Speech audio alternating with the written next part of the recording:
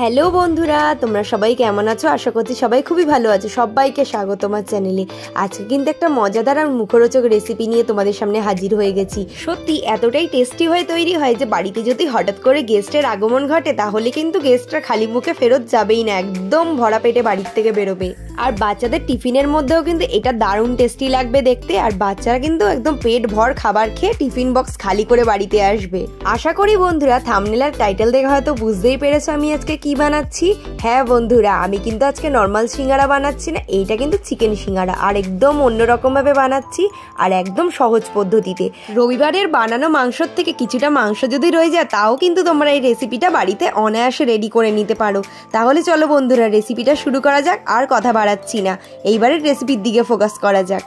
এখানে আমি কিছু কিছু উপকরণ নিয়েছি, যেমন ময়দা, তেল, নুন, বেকিং সোডা আর কিছুটা পরিমাণে জোয়ানটা তোমরা দিতেও পারো নাও দিতে পারো। আমি এখানে ব্যবহার করেছি 1 চামচের কাছাকাছি। ময়দার মধ্যে একে একে সবকটা উপকরণ ভালো করে আমি মিশিয়ে নিচ্ছি পরিমাণ বুঝে। তোমরা আশা করি দেখে বুঝতেই পেরেছো।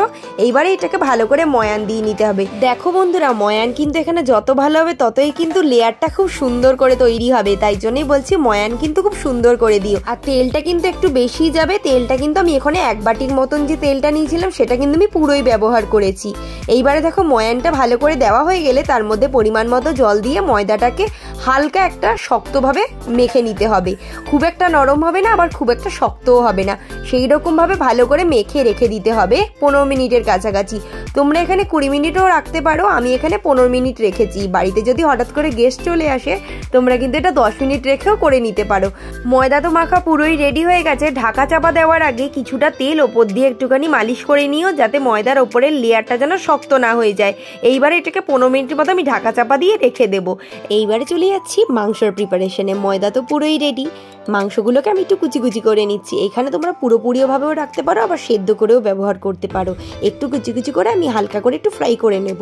মাংসটা এখানে ঠিকঠাক করে আমি পরিমাপটা বলতে পারবো না, এই 100 বা 90 টাকার মতো মাংস এখানে হবে। মাংস কাটা তো হয়েই গেল। এইবারে চলে যাই পেঁয়াজ কাটাতে। পেঁয়াজ আমি এখানে একটা বড় সাইজের পেঁয়াজ ব্যবহার করেছি, তোমরা কিন্তু 2টো পেঁয়াজেরও ব্যবহার করতে পারো। আমার একটাই বড় সাইজের পেঁয়াজ ছিল, তাই আমি আর পেঁয়াজের ব্যবহার করিনি। এবার এটাকে একটু কুচি কুচি করে কেটে নেবো। এটা আমি ফোড়নে ব্যবহার করব। আর নিয়েছি 4-5টা মতো কাঁচা লঙ্কা। এখানে কিন্তু কাঁচা পাকা লঙ্কাই বলতে পারো, লঙ্কাগুলো একটু পেকে গেছে বলে লাল হয়ে গেছে।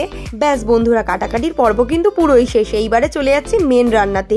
এইখানে একটা কড়াই বসিয়ে নিয়েছি, তার মধ্যে কিছুটা পরিমাণে সাদা তেল দিয়েছি।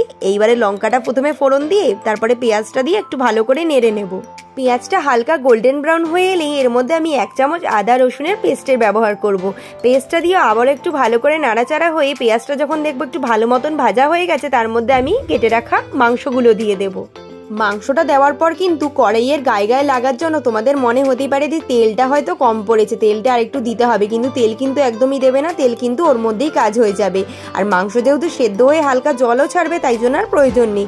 তার মধ্যে কিছু কিছু আবার মশলার ব্যবহার করবো, যেমন ধনে গুঁড়ো, জিরে গুঁড়ো, লাল লঙ্কার গুঁড়ো, শুকনো লঙ্কার গুঁড়ো, কিচেন কিং মশলা, লবণ। হলুদের ব্যবহার আমি এখানে করিনি, তোমরা চাইলে করতে পারো, কিন্তু এইসব আইটেমে না হলুদ দিলে বেশ ভালো লাগে না।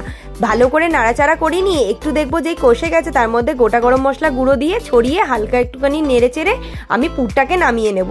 এইবারে চলে যাচ্ছে সিঙ্গারার মেন প্রিপারেশনে। ঢাকনা খুলে দেখি ময়দা তো বেশ ভালো মতনই সেট হয়ে গেছে। আবার একবার একটু ভালো করে মেখে কিছু আমি লেচি কেটে নেব।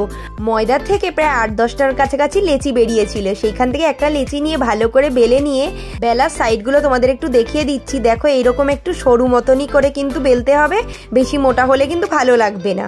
এইবারে দেখো মাঝখান দিয়ে কেটে নিলাম ভালো করে, তোমরা দেখতেই পাচ্ছ আশা করি।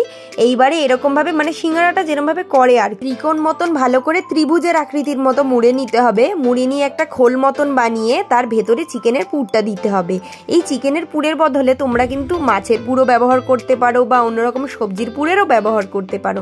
আমি যেহেতু এখানে চিকেনের আইটেম বানাচ্ছি তাই জন্যই শুধুই চিকেন দিয়ে বানিয়েছি, এখানে কিন্তু আমি আলুরও ব্যবহার করিনি। পুর ভরা তো হয়ে গেছে, এবারে শুধু পেছন দিক থেকে একটু সিল করে দিতে হবে, যেন মাংসের যে পুরটা সেটা যেন কোনো রকম ভাবে বাইরে না বেরিয়ে যায়।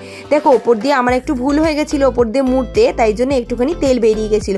কোনগুলো একটু ভালো করে মুড়ে দিলেই কিন্তু কোনো রকম ভাবে পুরটা বেরিয়ে যাবে না। এইবার দেখো এরকম ভাবে আরো কয়েকটা করে নিচ্ছি। এরকম সেমই প্রসেস, কোনো অন্যরকম ভাবে আমি বানাচ্ছি না, যেরকম ভাবে সিঙ্গারা বানায় আর কি। ত্রিকোণ ভাবে করে একটা খিলি মতন করে এই যে কোনটা ভালো করে মুড়ে দিলাম আগের থেকেই, একটা খিলি মতন বানিয়ে ভেতরে মাংসর যে পুরটা বা তোমরা যে পুরে বানাচ্ছ সেই পুরটা বানিয়ে নিয়ে ভেতর দিকে ঢুকিয়ে দিয়ে শুধু পেছন দিকটা একটু ভালো করে মুড়ে দিতে হবে, যেন মানে কোনো রকমভাবে খুলে না যায়। তোমরা এখানে জলেরও ব্যবহার করতে পারো, আমি এখানে জল দিয়েই করছিলাম। বা তোমরা যদি একটা কর্নস্লারি বানিয়ে নিতে পারো, মানে কর্নফ্লাওয়ার বা ময়দা দিয়ে যদি একটা স্লারি বানিয়ে নিয়ে সেটা দিয়েও করতে পারো, কোনো অসুবিধা নেই। যদি জল দিয়েই শুধুমাত্র করো তাহলেও হবে। এরই মাঝখানে তোমাদের আরেকটা জিনিস বলে রাখি, আমি যে মাংসর যে পুরটা বানিয়েছি সেটা কিন্তু তোমরা যে কোনো প্যাটিসের মধ্যেও ব্যবহার করতে পারো।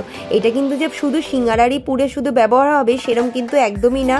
যে কোনো চিকেনের যে কোনো স্ন্যাক্স আইটেমের মধ্যে তোমরা যদি এরকমভাবে পুর ভরে কিছু বানাতে চাও, এই চিকেনের আইটেমটা কিন্তু তোমরা পুরে হিসেবে নিয়ে নিতে পারো, কোনো অসুবিধা নেই। শুধু কিন্তু সিঙ্গারা বলে না, সব রকম স্ন্যাক্স আইটেমে কিন্তু এই পুরটা সব রকম কাজে লেগে যেতে পারে। সিঙ্গারা গড়া কিন্তু পুরোই রেডি, এইবারে শুধু ভাজতে হবে। আমি এখানে 4-5টা মতো সিঙ্গারা আগে দিয়ে ভেজে নিয়েছি, সবকটা কিন্তু একেবারে দিইনি। তেলটা একদম হালকা গরম করে তার মধ্যে একটা একটা করে সিঙ্গারা যেই দেখবো আস্তে আস্তে করে একটু শেপ নেওয়া শুরু করে দিয়েছে, তারপরে আমি এক এক করে সব সিঙ্গারাগুলো দিয়েছি।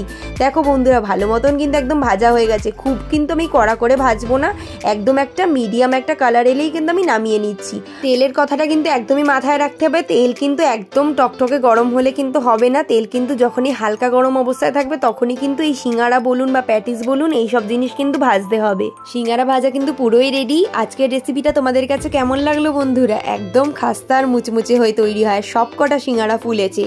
এরকম রেসিপি পেতে আমার চ্যানেলটাকে কিন্তু সাবস্ক্রাইব করতেই হবে। আবারও দেখাবে নতুন কোনো ভিডিওর সাথে। বাড়িতে বানিয়ে অবশ্যই কিন্তু তাক লাগাবেন। বাই।